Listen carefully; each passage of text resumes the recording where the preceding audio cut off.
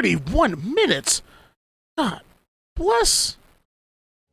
Hey everyone, Sketch here from 343 Industries in Redmond, Washington, and today I am joined by special guest Joseph Staten, head of creative at 343 Industries, and head of Halo Infinite's live service. Guys, welcome. Thanks for being here today. Thanks, Brian. I'm glad you got the hot seat, Sean, because you're the most important guest today. Yeah, and Jack is actually kind of fire. Well, Sean, I'm liking it better. You've been at 343 for quite a while, but I think safe to say it's your first time on this side of the fence, certainly in front of the camera.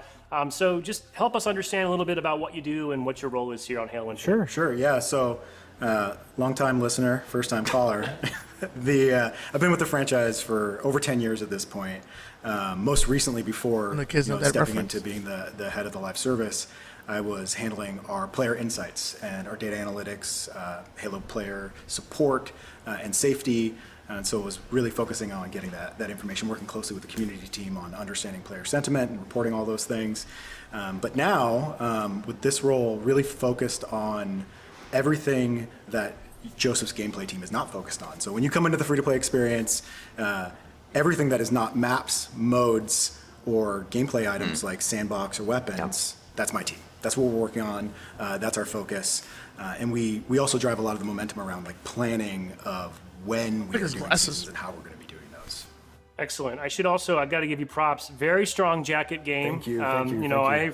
This is my uniform. I've had a lot of mileage in this jacket, but that, if I'm not mistaken, that is the brand new entrenched Halo Gear reward program jacket. It's pretty good. That's the only prototype that exists, I'm told. And for folks that aren't aware, disappear.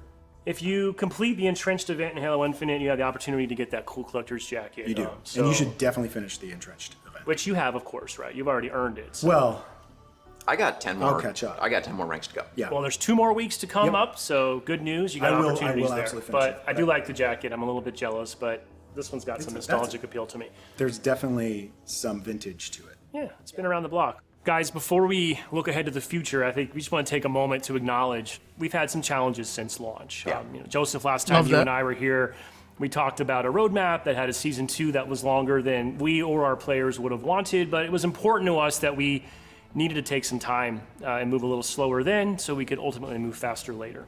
Yeah, that's exactly right. And we can feel the acceleration, which is good. We got a whole bunch of things to talk about today. Got a bunch of notes. It's going to be super fun to talk through.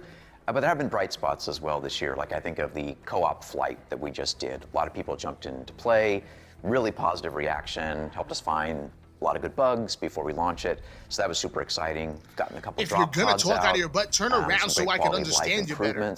But you're right, there's still a lot more work to do. And speaking of a lot more work to do, I think, Sean, you and your team over the last few months have been pretty heads down behind the scenes, working on plans to sort of get us back in position and help us really achieve our vision and our players' vision for what they want out of Halo Infinite. Yeah. So we'd love to kind of hear from you on how are you thinking about the future of Infinite's live service? Sure.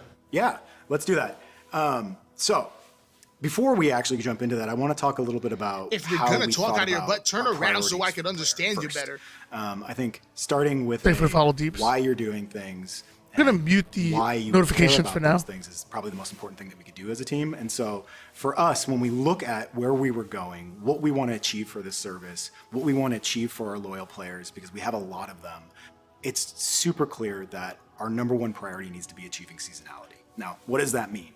It means we need to get our players more of what they want, and we need to get it to them faster and with more consistency than we have. 2 seasons a year doesn't cut it. It's just not going to cut it. That's not what our players deserve. It's not what they expect. It's not what our team wants to do. It's not what I want to do. And so when we say a seasonality, like we want to get it under 20 weeks. We want to get it to 13 weeks. Ideally, we're doing 4 a year. We're not going to be there right away, but this is a service. And that is the number one priority that guides everything we do. It's like getting faster, getting that out there as quickly and consistently as we can. So that number one priority from a player perspective is achieving seasonality. And then we have these 4.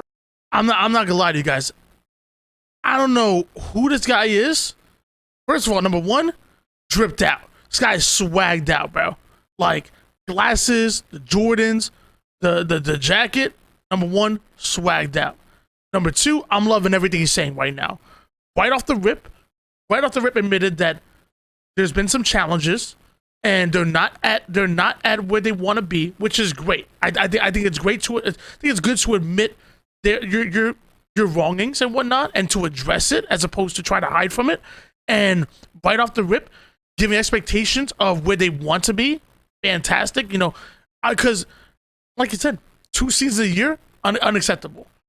But if we're talking, you know, 4 seasons a year or more, I'm liking that so much more. You're talking about a new season every 3 months, which is, I think, where Apex is at right now. They have a new season going 90 days, but they have like splits and stuff in between that I'm hoping we can see as well. So far, I'm loving everything he said right now. I have no idea who he is, but dude, that's my dude right there. Sorry. Or other sort of player priorities, I would say, that dock under it, that guide how we think about what we're prioritizing and the features that we want to develop. And so some of those are, you know, driven by what the team is really passionate about, but many of them are also being driven by what we very clearly see the players want and need from this experience and what the team wants to deliver for them because they care deeply about them. Yep. So the first one is we believe our players deserve a Halo Infinite where it's infinitely rewarding. So players need to be able to feel rewarded for playing no matter what they play. The second one is actually personal and welcoming. So we believe that players need to be able to feel like they belong and can express their Halo identity in meaningful ways. We also want an experience that's competitive and fair. We are a very competitive game. That's our DNA. That's who we are, right? You go back all the way to the very first Halo, right? Multiplayer. I mean, it is a highly competitive game. And so we want an experience where players can expect that the game is competitive and fair. And skill and teamwork should be a path to victory, right? The path to victory. That doesn't mean abandoning social players. That's not what that means. But it is about fairness and competition. The last priority is stable and high quality. We want players to expect a smooth quality experience with a very few technical issues. We've really fallen down there, I think, from a PC. I just want to go back to real quick. So, what? So 3. All right. So, infinite rewarding. Players feel rewarded for playing.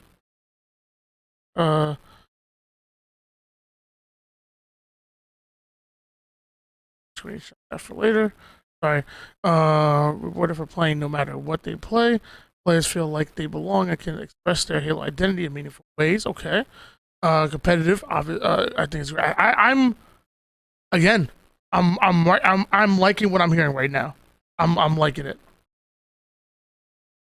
We want an experience. The team wants to do better, but that's just an example. This is the way that the team is thinking about it. The things that we're prioritizing, and I would say across the lists that you see here, this is really what we want to deliver. Versions of improvements here, versions of features here, to make significant progress on all of these things by the end of 2023. The goal here really is to start a new dialogue with the community, to provide fewer promises and more information. Like, that's the goal, right? And so if we change this, and we might change it because it's a service and our priorities are going to change based off of what we see happening with players, what players tell us they want, what we know we're excited about developing, new things that like maybe someone prototypes and we're like, yeah, let's put that in. Like, those are going to change some of this. But for right now, this is where we're going. And the goal is to get it done by the end of 2023. The first one, and we'll dive into this a little bit more later, is Match XP. Like, that's one I'm really excited about. And that's about really rewarding players for playing Halo, right? And so we're gonna talk about that. Another one that I'm really excited about is career rank. We're gonna get some of those in. I'm really excited by what I've seen from the community and their interest in our customization and the way that they're interested in using it and the things that they've been accepting of. And so we're never going to abandon like the sort of canonical Halo look. That's never going to happen. Like, we will always make Halo look like Halo. But we need to be able to support other like personal preferences, other identities that people want to show, right? And you see a lot of services doing this. This is the right way to do it because it should be a community. It's a social place, right? It is a place where you create and manifest your own identity. And so we want to create more distinctive options for customization, give people more choices, more ways of getting things. And that's a big goal of ours.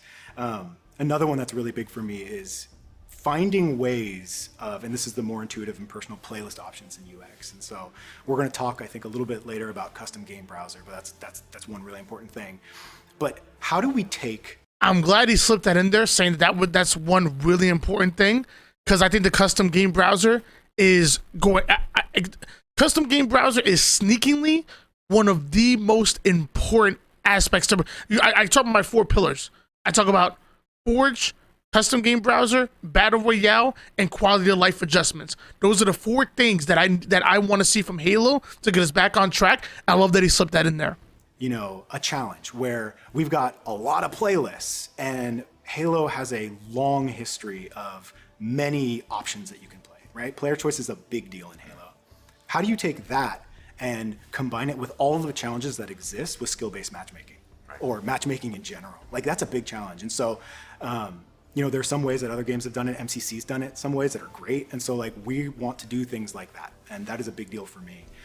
But personal and welcoming is not just about like customization, right? It's also about player safety, right? We want players to feel safe. So we got to work on our safety. We got to work on our reporting systems. Yes, an in-game reporting system, please. And so that competitive and fair, like, we understand that there are moments in our gameplay when it's really hard to see differences between what you're experiencing, what you think you're experiencing, and what the game is telling you is happening, right? And so I'm talking about what we call our UCN issues, right? Sort of MP gameplay performance issues. We really are going to be focused on addressing those. We want to increase ranked options for gameplay, server input and matchmaking options, and obviously anti-cheat. Like, that's a big deal, especially on PC, like a huge deal. And then the big one that has like a lot of vague topics in it, right, which is the stable and high quality. It is a pernicious problem, and it's one of those things where you put your finger in the dam, and then another leak happens, right? And so I will say that we just had a good driver update on PC that actually addressed one of our biggest crash bucket that we see with Infinite, and so that's great. But we need to make a lot more progress there, and it's not going to be at the speed people probably want. I know that's the way it's going to be, because we have to get some stuff in the game to be able to like read it and make changes. But we know that that's an issue, and we've got to go after that stability. I got to point out that I'm loving this dude right now. Like, you're out here, he's not sugar. He's obviously not sitting here and like trashing on the game, but he's really not sugarcoating the fact that they understand that they're not where they want to be and they're not where they should be. And he's like multiple times we've heard him admit that, like, hey, you know, we've messed up here. We've messed up here. We know it. We're addressing it. And I'm gonna be honest. I'm so far, everything he said so far, I'm about it. Like, I actually, like, the dude sounds passionate. He's well spoken. He is taking accountability and doing a great job of also setting expectations as well. I'm loving the dude. Don't, like I said, I've never seen him before, never heard him talk before, but I'm about this dude. We've got to go after cheating, and then we've just got to improve the overall polish of the game, so the experience is where everybody here wants it to be, right? And what the players deserve. This is us trusting that sharing information like this is the right way to go. Just sharing it, what our priorities are. These priorities are driven by what we know is the right thing to do from a gameplay perspective, from a service perspective, from a team perspective, things that they're passionate about, but also heavily biased by what we know the players want. We have all these data inputs telling us these things. And so the goal here is to create that dialogue, first step, to show what we're working on and to update this frequently. Not hide it. We shouldn't hide what we're working on. People need to know what they should be excited for in the future. And this is just one part of it. Couldn't agree more, Sean. And I think, just wanted to reiterate all the Freaking feedback go, that Sean. we've heard since launch. I understand folks maybe have been frustrated, but like, it has never fallen on deaf ears. And I think most of what you have aligned to for now really does capture what we believe to be the highest priority, consistent piece of feedback that we've heard that are like foundationally important. Yes. Yeah, and I would say it doesn't mean all the other stuff that people think would be nice to have someday doesn't matter, but we do have to kind of just get the foundation up to the level that we all want it to be before we can explore the other kind of nice to have aspects of the game. Joseph, I did want to kind of throw to you. I know primarily we're discussing these priorities through the lens of our free-to-play multiplayer service, but safe to say this is bigger than that. This is a studio-wide initiative and everyone's going after this. Yeah, that's right. I mean, not only to go after this list of things that you talked about, which we're fired up to do, but to work on experiences that we're not quite ready to talk about yet. We have had to make the difficult decision not to ship campaign split screen co-op and take the resources that we would use on that and go after this list and all these other things that we're going to talk about in just a sec. Let's talk about what is on the horizon and what we can look forward to, starting with our update that's coming out on November 8th, which, safe to say, this is our biggest, most robust update since launch. Yeah. But it's a little bit different than I think what players may be expecting. So, Sean, could you just, what is it? What should we expect? Yeah, again, I'll take a step back. When we were looking at how we could get to seasonality, No, you guys saw that. We knew that if we tried to release season 3 on November 8th, when season 2 ends, that we would really negatively impact our ability to be consistent the way we want to at a high level of quality for all of calendar year 23. Like we saw that. But we also knew that we would be missing something for the community if we didn't release something great at that time. So we looked at what we could do, what we wanted to be able to deliver, and we want to be able to show a little bit of what the service is going to be like going forward. And I think we came together with a really great update.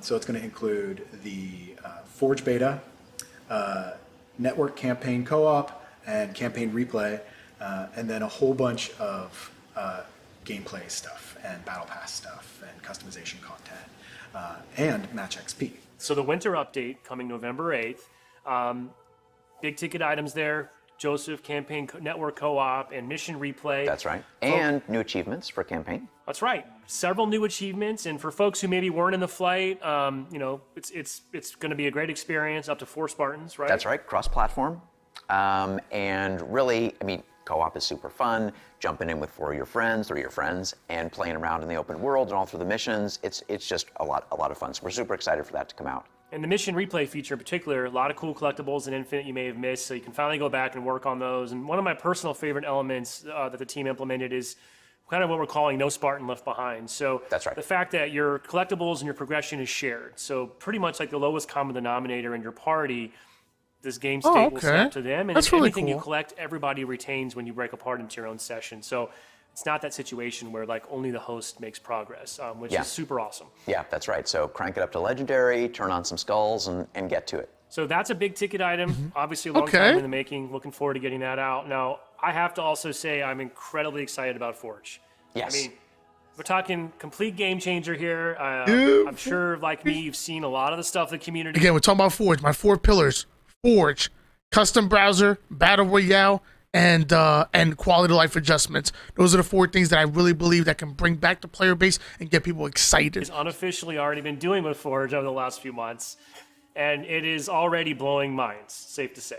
Yeah, I mean, the fact that people have put so much love and time into this when they're not even able to really save it, it's just incredible. So getting the Forge beta out November 8th along with the winter update, huge priority. I mean, the whole studio is vibrating with excitement to see what all you start to create. It's going to be a lot. It's going to be a lot of fun. And I mean, we're not doing a huge Forge deep dive reveal here today, but I did want to just touch on it because, folks have just been very antsy about when and why aren't we discussing Forge? And it's coming, and now we have a date, right? But it is safe to say exponentially more powerful than any Forge we've ever released, is my understanding. In fact, I mean, I got to look at my notes here, but for context, I didn't realize this, but Halo 5's Forge was no slouch either. And I believe the maximum object count was about 1,600. Halo Infinite supports upwards of 7,000 objects. So the things that you can do now are greater than ever. Yeah. We also have some images we'll show, some of the beauty corners, some of the improvements to lighting that we've seen. Yeah. I mean, the bar between a sort of a 3-for-3 I'm posting this on YouTube today, Tyler. Is closer than it's ever been. Oh, for sure. And you can see in these beauty images the work that we've done internally to show off some of the potential. But looking at all the work that's already been done by the community, I mean, you can just see, like you said, it's exponentially more powerful, this version of Forge. Also, the team pointed out each of the canvases, which we'll have, a couple of those we're taking a look at right now, variety of sort of biomes and aesthetics. They're about 2 times larger than That's right. Yeah. prior canvases on average. Yep. And then, we've got really cool, exciting features, object scaling, which sounds like not a big deal, but, keep in mind in the old Forge, you'd have to have, if you wanted to have different size blocks, you'd have to ship a fixed size of each block. That's right. Swelling that up, like that footprint becomes massive. Now I could have one block and I can infinitely scale it to any dimension I want to, essentially, right? Okay. Yeah. Make things a lot easier. Just that feature alone, it seems so small or simple when you talk about it, but just looking at the work the community has already done to take the primitives that we have, to take the objects and reconfigure them into things that we never imagined that people would Yeah, and think about what forges have been able to create so far, and they've been so limited. Console, 1,600 objects to the 7,000, not the ability to scale like they need to, and having to make adjustments and adapt to any given situation. And now look at what they're going to have access to. Now with this forge, we're talking bigger, badder than ever. So we're going to be getting content not only from our amazing community, more of it, but also just faster, easier, and probably smoother as well. I can't wait. reconfigure them into just through object scaling. I mean, it just unlocks a whole bunch of creative potential and fun. So it's been great to see. I didn't expect to see somebody object scale a torso of a Spartan. I'm not sure if you've seen the giant torsos with the tiny legs, but I want to play that experience, whatever that is, right? Yeah. Also, we have things like node graph scripting. It's a little bit too deep for us to go into today, but safe to say it's a visual, incredibly powerful tool that allows people to script experiences, gameplay rules. I've seen some cool stuff like people combining weapon types together, and that's going to be a game changer as well. Yeah, and don't forget that we also are shipping NavMesh support for Forge. So what that means is all the bots will be able to navigate through these levels for testing as well as for play, and that's also really, really exciting. What? So, I mean, we're just scratching the surface. I am excited to say that... you can set up bots to play and that's actually sick, bro. In the coming weeks, that is sick. We're going to be working with the Forge teams to start to put. I'm not even a forger, but that just I don't know, bro. Some of the specific new elements of Forge. Another great upside of Forge, we obviously you can make maps with it, and what better way to showcase that than 2 brand new maps that we've actually created internally using Forge. That's right, Argyle and Detachment, both of which were built in the Forge tool set. Starting with Argyle, this is a larger footprint 4v4 arena map that's really meant to support stealthy play styles. Yeah, forget the leaks, bro. We need stuff like this, bro. Like you leak this shit, bro. Like, dude, this is so much better than watching like each base. And the hope here is that we're really going to set up some fun, heroic super plays. We've already seen this, but like now it looks nice, bro. Like I don't know, sniper bro. spawns to set up some really fun sniping battles.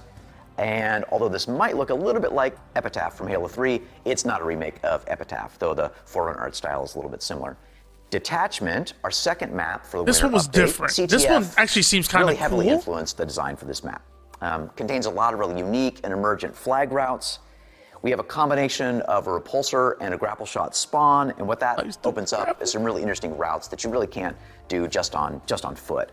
There's a teleporter in Detachment. I believe the first teleporter in a Halo Infinite map. Really adds some cool power plays and opens up other routes. And it's got an island in this map. We call it the Island of Power. It's where the power weapons spawn. It's accessible through gravity launchers and the teleporter, but it's really this hotly contested, really fun power point in the map. These are playing great. We're playtesting them a lot. They look beautiful. You can really see how well the new lighting shows up in Forge. They sound awesome too. So super excited to get these out into players' hands on November 8th. with the winter update. And Sean, both these maps will be live in matchmaking. On November 8th. Yeah, I mean, it's really impressive what we can do with Forge and what Forge all right. community to do. Well, if it's impressive what we can do, imagine what they can do. Right? Yeah, that's right. It's going to be amazing. So Joseph, I mean, the 2 new maps are going to be super exciting. The team's also got, I think, a new mode in the works as well, correct? That's right. So for the winter update, we're going to drop a new mode called Covert One Flag.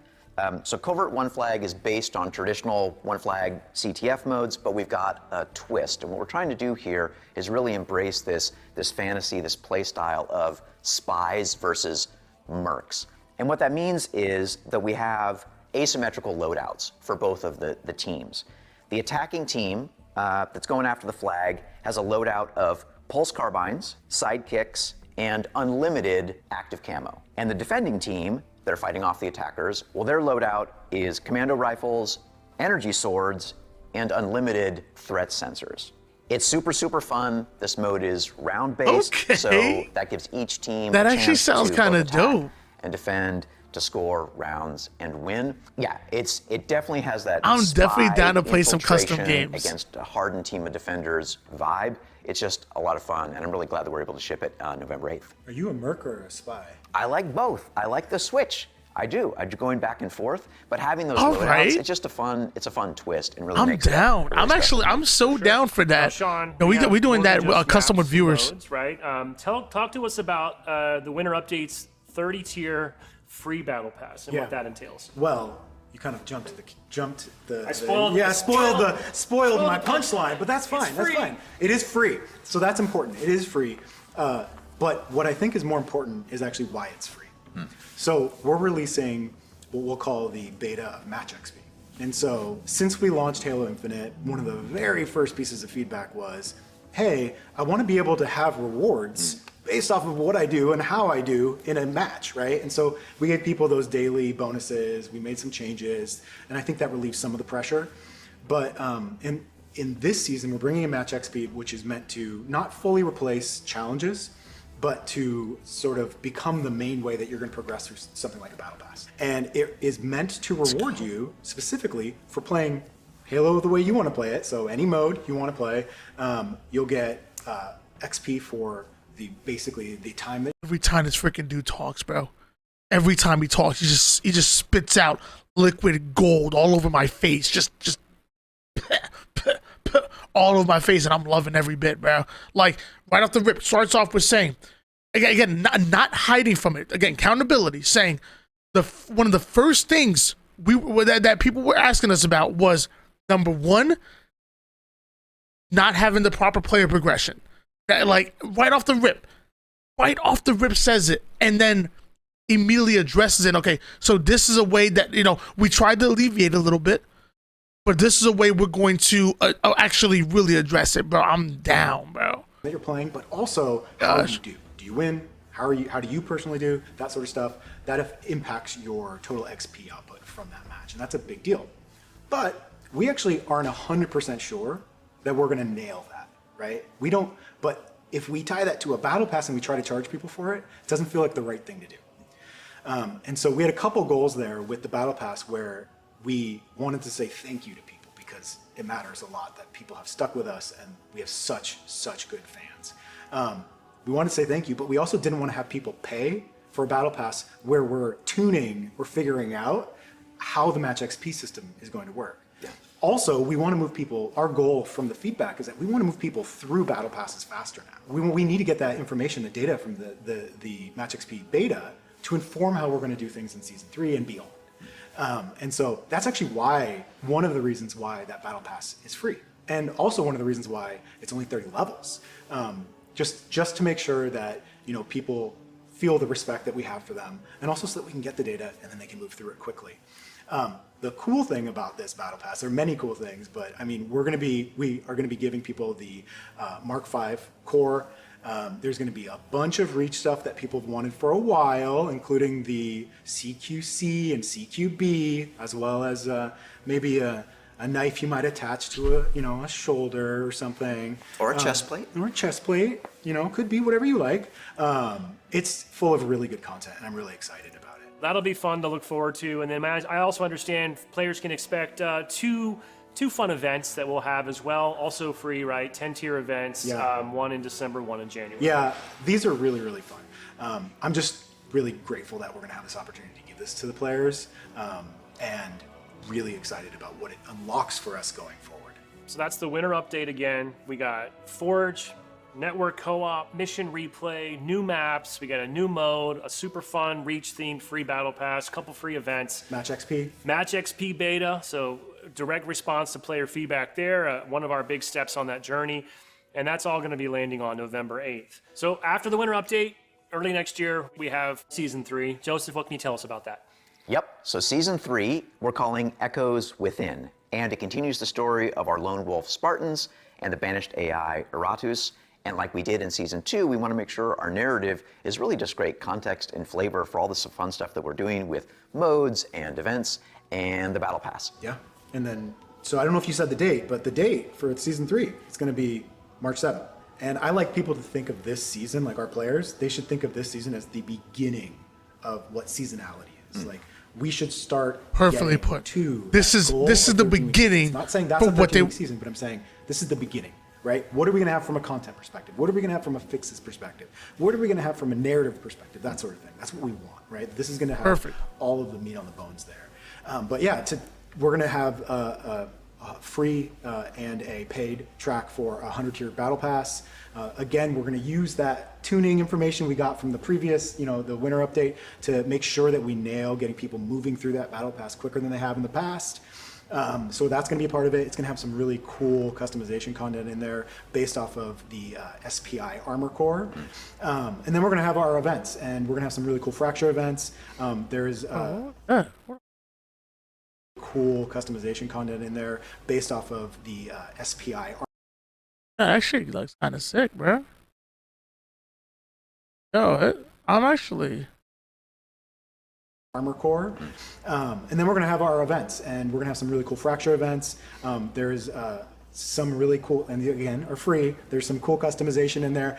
We're going to have custom game browser, which is a huge win, something that we definitely need to support all the stuff that's going to be happening in Forge. We're going to have more robust player reporting too.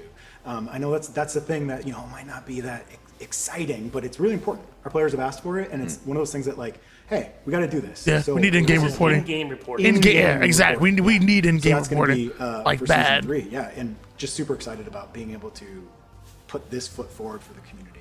Now, obviously, a season means content as well, not just beyond the cosmetics and the feature updates. We've got maps, we've got modes, we've got sandbox updates. Joseph, walk us through that. Yeah, so we've got 2 new maps for season 3. We're not revealing the names of these maps yet.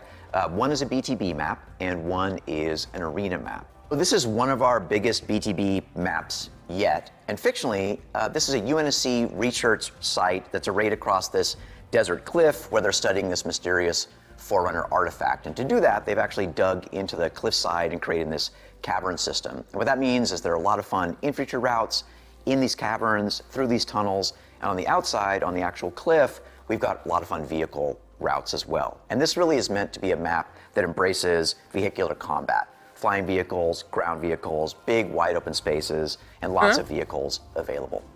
And the second map, our arena map. All right, that's what I want to hear. Fictionally, this is an Oni black site, and it's built into an icebound mountaintop. This map looks amazing. It's got these snow, ice, really cool looking map. It's asymmetrical and emphasizes environmental control, ownership power positions. This plays really great with Strongholds, King of the Hill, One Flag CTF, and of course, Slayer.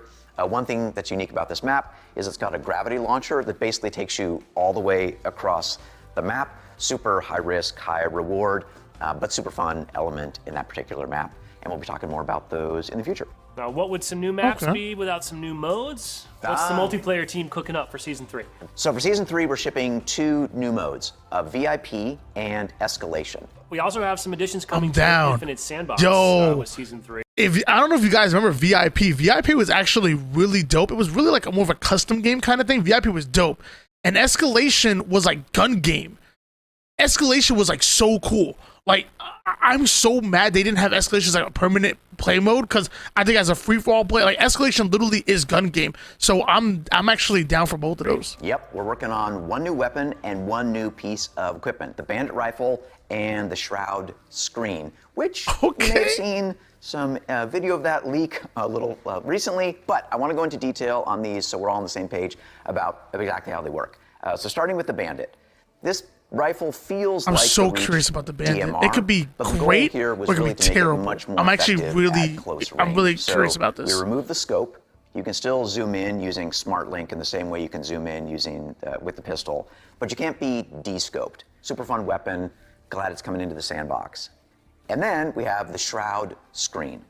Think of the Shroud Screen like a 26th century high-tech smoke screen.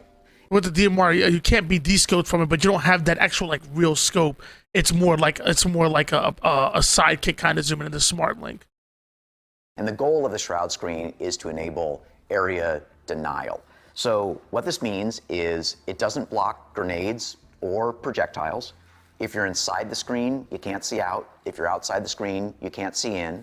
Players who are inside the shroud screen do not show up at all on radar, even when they're firing.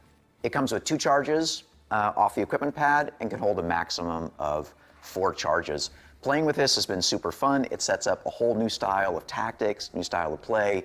Really can't wait to see this get into players' hands. And the shroud is interesting to me. I like it. You know, it's very Valorant like. But I like it. I like most equipment so far in Halo Infinite, so I'm down to give it a try. How well would it be in competitive? I don't know. But at the same time, it also doesn't have to be in competitive to be a really fun aspect of the game. So I'm interested. I'm gonna give it a shot. See what they start doing with it. So there's a lot to look forward to with Season 3 when it arrives on March 7th. Yep. You know, in addition, just it goes without saying, each of our updates will also include a variety of bug fixes, quality of life improvements, and all the things that we're getting in through the Halo support site and the player feedback avenues. So we'll have more information, obviously, as we get closer, official patch notes and things like that. So lots to look forward to. Guys, appreciate your time today. Before we go, any final closing thoughts you'd like to share? Yeah, I just wanted to express my gratitude to the players. You are some of the most dedicated fans and players that exist in gaming. And I am really excited for what we're going to be able to do for you the rest of this year and next year and beyond that. So just really, really grateful. Yeah. Support site. So November 8th to March 7th. November alone is kind of a long time to wait. And then March 7th to June, it's tough, you know. Yeah, you know, they talked about the fact that they've been honest with saying that they're not where they need to be, and as of right now, this is going to be the beginning to what they called seasonality of having 4 quarters in a year kind of thing. But that's a long time to wait. It really is, and wow. Okay, sorry. In the player feedback avenues, so we'll have what we're going to be able to do for you the rest of this year and next year and beyond that. So just really, really grateful. Yeah, and I'll just echo your thank you, Sean, and also say I'm fired up. I can't wait to see all of you jump into co-op, see some speed runs, have Forge just light up and all the creativity begin for real with the beta. It's just a really fun time. We're working hard, and we can feel that momentum start to move and things start to accelerate. So thanks for your patience. It's going to be fun. Speaking of fun, we got a lot of excitement on the horizon before November 8th and the winter update. For fans of competitive Halo, there's a lot of good HCS action to look forward to. In fact, this weekend, HCS event in Melbourne, Australia gets underway.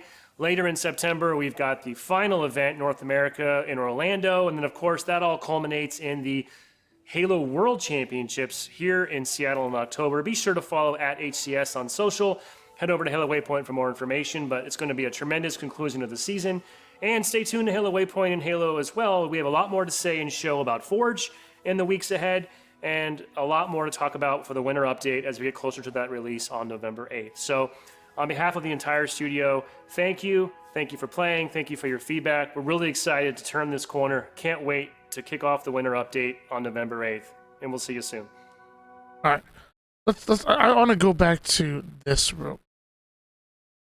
When it arrives on March 7th. Yep.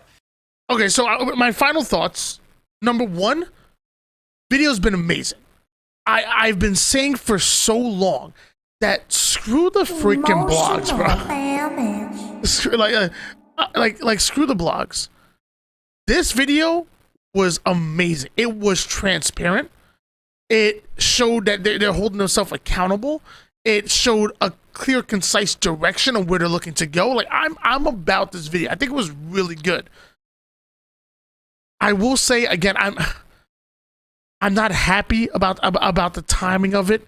You know, now they admitted that 2 seasons in a year is nowhere near what they expected, nowhere near where they wanted to be at. To have to wait till November to see this November through March, you know, again, it's 2 months, but then after that, we have to wait till March or June to see this. And I'm like, it still leaves me wanting more, but it's not the worst, you know. It's not the absolute worst. I would love to see like this come out in November, and maybe this come out like, would it be like maybe late January, like maybe mid-January? But it's I guess it's not the worst. I do love this. Again, players were rewarded for playing no matter what. They went out there, addressed that right out the rip. Personal welcoming. They talked about this being really tied in with the reporting, which I thought was really good. And talk about the competitive. Like, Halo's been a competitive game, always has been. Even on the social side of things, like it ain't easy. And then also addressing the desync and stability of it. I think this video was a dub. Obviously, again, I'm not happy with the timing of it, but it's not the worst, and it's moving us in the right direction. And dude, this Sean dude, this Sean dude's a freaking dub, bro. Sean is a dub. Like, dude, everything he said, I was happy with. He wasn't hiding from the criticism. He went out there. I was happy with this video. I don't want to see just one of these though, dude. Let's make this a monthly thing, bro. Let's make this a monthly thing. I don't know. Let's see how you guys. I'm gonna upload this to YouTube, and I'm really curious to see like what people are gonna say about this. But I'm actually happy with the actual video, and I loved everything they talked about so far. Let's see what you guys say.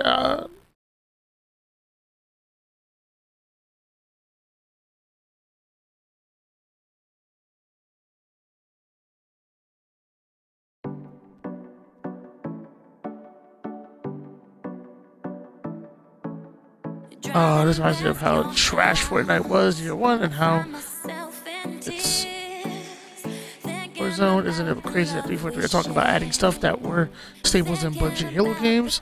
It's ridiculous. Oh my gosh, once I saw Sean Jordan's, I knew it was a real deal. Facts. No, they don't even have enough content to talk about this type of vid every month. I disagree. I think this transparency is important, and I think it's really good for the community.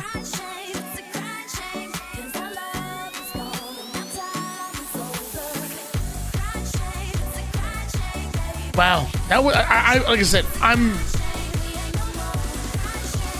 happy with that video. All right, let's go into matchmaking again. Whew.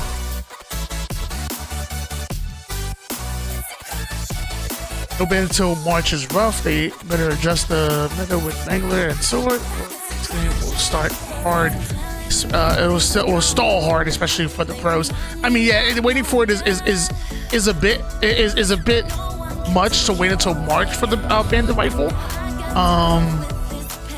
But at the end of the day, I just want I would say I want to update the competitive settings as well. We have to address where some of these weapons are. These GAs are not it. Like, just because I agree with the GAs doesn't mean that I think it's good for the game. I agree with the sword GA. I agree with the Mangler GA. The drop weapon, I'll fight for and whatnot. But if we can make adjustments, that's where we ultimately need to be.